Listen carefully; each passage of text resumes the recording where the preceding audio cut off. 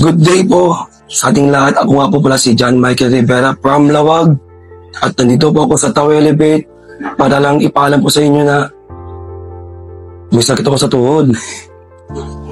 Ito yung kwento. May pinakilala sa aking produkto na ang pangalan ay Elevate in One. Ito po ay ginamit ko since umaga, empty stomach.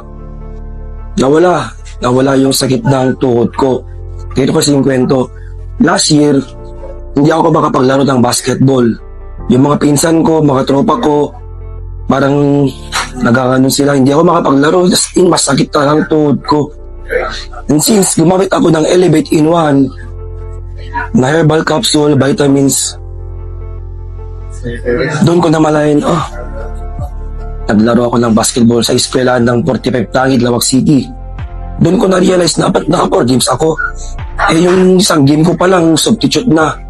After another day, nag-basketball ko ulit 3 games sa barrio hall namin sa 45 Tangid.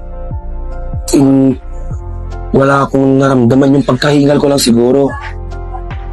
Yun ang epekto ng produkto sa akin. Meron pang isa, yung Fit Inspire pala. 2 months yun, 2 months kong tinabaho, nag-workout ako, sinabi ko yung Fit Inspire at nag-weight loss ako ng 11 kilos. Na-try ko, nag-kilo ako ng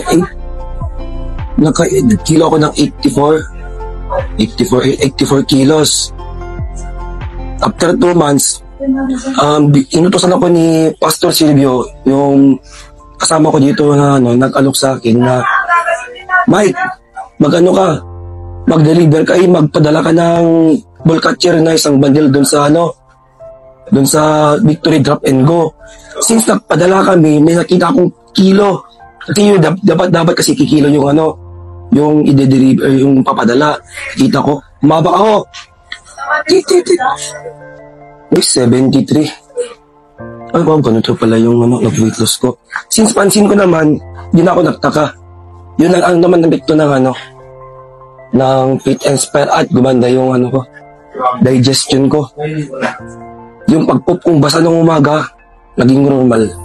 Yun lang naman po. Salamat.